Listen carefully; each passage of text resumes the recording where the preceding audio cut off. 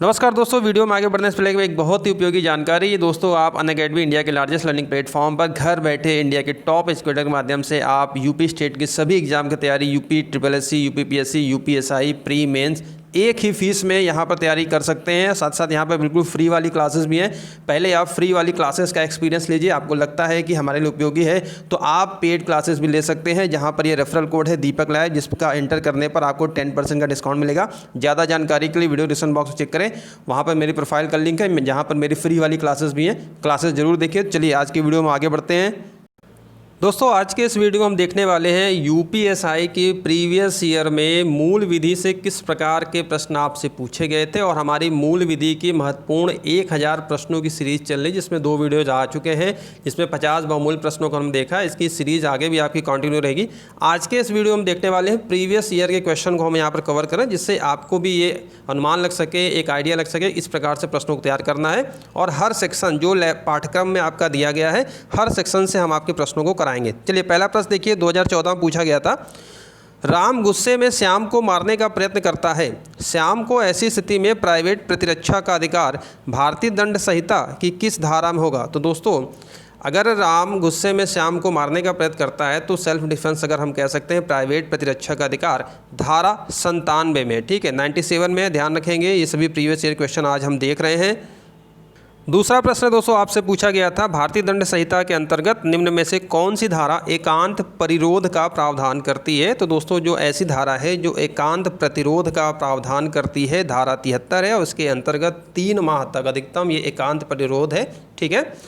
Next देखते हैं, तीसरा प्रश्न है, भारतीय दंड संहिता का अध्याय 4 संबंधित है। UPSI 2014 का प्रश्न है। तो दोस्तों, भारतीय दंड संहिता का जो अध्याय 4 संबंधित है, वह संबंधित है साधारण अपवाद से, ठीक है, साधारण अपवाद से, ध्यान रखेंगे। अगला प्रश्न देखिए, आपसे पूछा गया था 2014 में, सूत्र तथ्यगत भूल क्षम्य संबंधित है। ये तथ्यगत भूल क्षम्य किससे संबंधित है, कौन सी धारा संबंधित है दोस्तों? तो ये धारा आपकी क्या है? 76 है। और सभी प्रकार के प्रश्नों को हम आपको कवर कराएंगे। और आपसे रिक्वेस्ट है, चैनल पर नए हैं तो पहले चैनल को सब्सक्राइब करके बेल आइकन को दबा लें। और जितने भी मूल विधि जो आप लोगों की प्रॉब्लम होगी, जितने सारे क्वेश्चन हम पॉसिबल आपको करा देंगे, जो कि आपके एग्जाम को इंपॉर्टेंट है। साथ साथ GS और हिंदी की भी क्लासेज आपको यहाँ पर मिलेंगी। और इसकी PDF आप लोग को हमारे टेलीग्राम ग्रुप पर मिल जाएगी। नीचे टेलीग्राम ग्रुप पर चैनल का दोनों का लिंक है। और जितनी प्रीवियस PDF अभी आप लोग को नहीं मिल पाई है, परेशान मत होइए, आप लोग को PDF जल्दी अवेलेबल करा दी जाएगी, ठीक है। तो नीचे लिंक है, उससे जरूर जुड़ जाइए।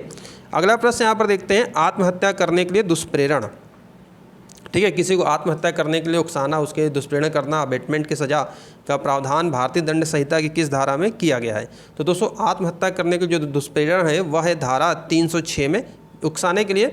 और अगर कोई व्यक्ति आत्महत्या करता है तो धारा 309 के तहत वो क्या होता है, उसके लिए सज़ा होती है आत्महत्या करने के प्रयास में, ठीक है। तो आपका धारा 306 है। नेक्स्ट प्रश्न देखते हैं, छल की सज़ा का संबंध भारतीय दंड संहिता IPC की किस धारा से? अगर कोई छल कपट करता है तो उसका संबंध किससे है? तो दोस्तों, छल कपट से आपका है धारा 417, ध्यान रखेंगे, धारा 417। नेक्स्ट देखते हैं, भारतीय दंड संहिता की किस धारा में विधि विरुद्ध जमाव, अनलॉफुल असेंबली को परिभाषित किया गया? तो दोस्तों, विधि विरुद्ध जमाव मतलब अगर कोई चीज़ मनाही है और 5 से अधिक लोग जहां जमाव करते हैं, विधि विरुद्ध जमाव है। और ये धारा 141 इसका प्रावधान करती है। 141, 5 से अधिक लोग, ठीक है, 5 और 5 से अधिक लोगों का विधि विरुद्ध जमाव होता है इसमें। और 141 इसके लिए है। अगला प्रश्न देखिए, पूछा गया था 2011 में आपसे, भारतीय दंड संहिता की धारा 320 में गहरी चोट, ग्रेवियस हर्ट में कितने प्रकार के चोटों को सम्मिलित किया गया? आई थिंक यहाँ पर टाइपिंग मिस्टेक है, यहाँ पर ये धारा नहीं होनी चाहिए, इसके अलावा ये होना चाहिए 5, 6, 7, 8।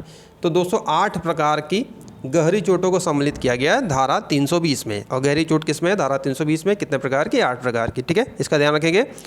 नेक्स्ट प्रश्न देखते हैं, निम्नलिखित में से कौन सी भारतीय दंड संहिता की धारा भारतीय संविधान के अनुच्छेद 14 व 21 के अधीन असंवैधानिक करार की गई है? तो दोस्तों, भारतीय संविधान की जो धारा 14 है और 21 है, इसके अंतर्गत जो करार दिया गया है वह है धारा 303, ध्यान रखेंगे, धारा 303 है। नेक्स्ट प्रश्न देखते हैं, भारतीय दंड संहिता की किस धारा में दंगा परिभाषित किया गया? तो दंगा दोस्तों किस धारा के अंतर्गत है? दंगा क्या होता है, बलवा क्या होता है? इसकी एक कंप्लीट वीडियो मैंने बनाई है, IPC की प्रमुख धाराएं, उसमें मैंने पूरा आपको समझाया। और मैक्सिमम क्वेश्चन आपको उस वीडियो से मिल जाएंगे IPC की धाराओं के अंतर्गत। उस वीडियो को जरूर देखिएगा, लिंक डिस्क्रिप्शन बॉक्स में दे दूंगा और मैं कमेंट भी कर दूंगा, ठीक है, पिन कर दूंगा। पहला कमेंट आपको मेरा मिलेगा, उसके थ्रू भी जाकर आप उसको देख सकते हैं।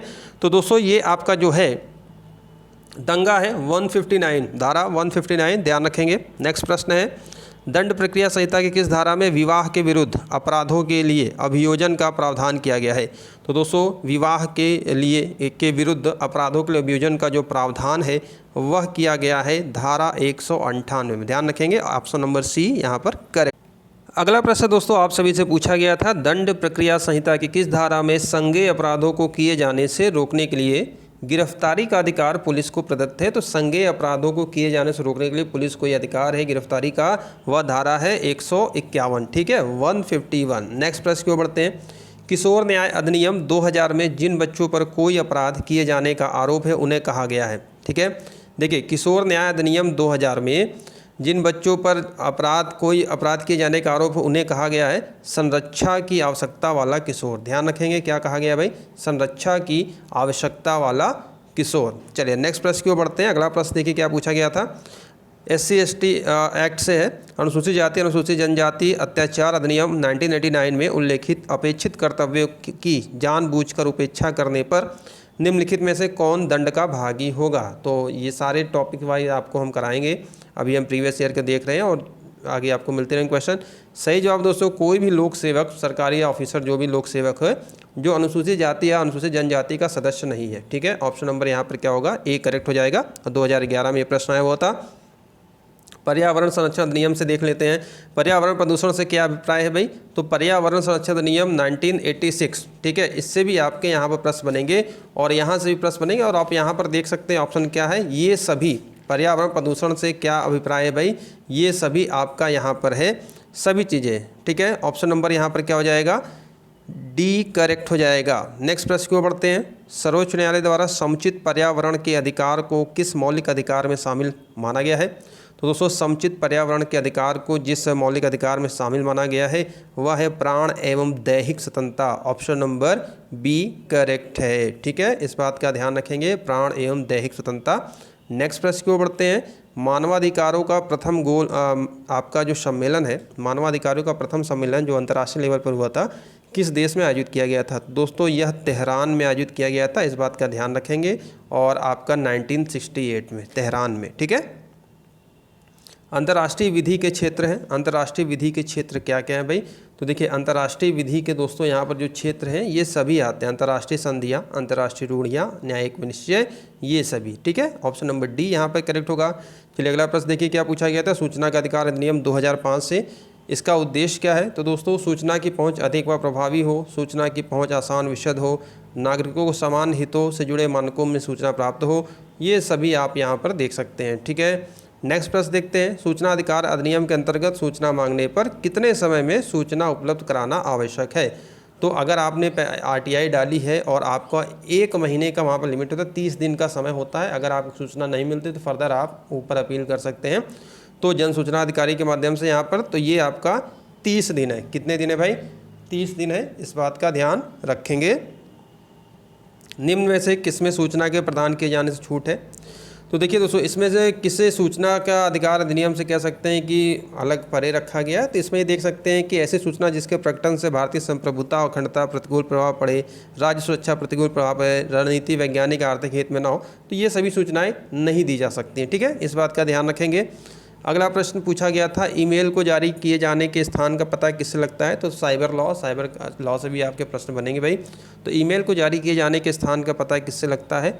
नेटवर्क सर्विस दाता जो सर्विस प्रोवाइडर है, इंटरनेट जो आपका सर्विस प्रोवाइडर है उसके IP एड्रेस, ठीक है, इंटरनेट प्रोटोकॉल एड्रेस के माध्यम से उसका ये पता लग जाता है किस जगह से कहाँ से ये मेल किया गया था, ठीक है। तो ये आपका यहाँ पर किया गया है। नेक्स्ट देखते हैं, ATM मशीन से पैसा निकालते समय निकालने वालों पर इलेक्ट्रॉनिक निगरानी किस चीज़ से की जाती है? तो UPSI 2011 का ये प्रश्न था, ठीक है। और तो दोस्तों जैसा कि आप सभी जानते हैं कि ये क्या है, क्लोज सर्किट TV CCTV के तहत ये आप निगरानी की जाती है। सिंपल सा क्वेश्चन है, लेकिन 2011 में आया था तो उस समय ये है, ऐसे प्रश्न मिलेंगे आपको। दहेज लेना एवं देना किस विधि के अंतर्गत अपराध है? दहेज लेना एवं देना कौन सा ऐसा विधि है, कौन सा ऐसा कानून है जिसके तहत अपराध है? तो दोस्तों दहेज प्रतिषेध अधिनियम 1961, ध्यान रखेंगे, दहेज प्रतिषेध अधिनियम 1961 है। और महिला की लज्जा भंग करने संबंधी हमला दंडनीय है। महिला की लज्जा, ठीक है, भंग करने संबंधी हमला अगर कोई करता है तो कैसे दंडनीय है? तो भाई भारतीय दंड संहिता में ये दंडनीय है। और धारा 354 ध्यान रखेंगे 354, ठीक है, धारा 354 के तहत ये है। तो अभी हमने देखा आज के इस वीडियो में हमने देखा प्रीवियस ईयर के जितने भी क्वेश्चन होते हैं, और भी आगे हम आपको ये सीरीज़ मिलती रहेगी। मूल विधि के लिए आपको सभी प्रश्नों की प्रैक्टिस कराई जाएगी, आप लोग की काफ़ी डिमांड है। तो आज के इस वीडियो में आपने देखा किस प्रकार के प्रश्न आपसे पूछे जाएंगे और हर सेक्शन से हम आपको कवर कराए जाएंगे जो भी टॉपिक है। तो अभी के लिए इतना ही, मिलता है नेक्स्ट वीडियो में। वीडियो को मतलब लाइक और शेयर जरूर करिएगा। आपके भी कोई विचार हो नीचे कमेंट बॉक्स में कमेंट करें, और चैनल पर नए हैं तो प्लीज़ चैनल जरूर सब्सक्राइब करें। उपयोगी वीडियोज़ आप लोग को यहाँ पर दी जाती है और साथ साथ PDF भी आपको प्रोवाइड कराई जाती है। हमारे ग्रुप से जरूर जुड़ें, नीचे डिस्क्रिप्शन बॉक्स में लिंक है। तो अभी के लिए इतना ही, थैंक यू।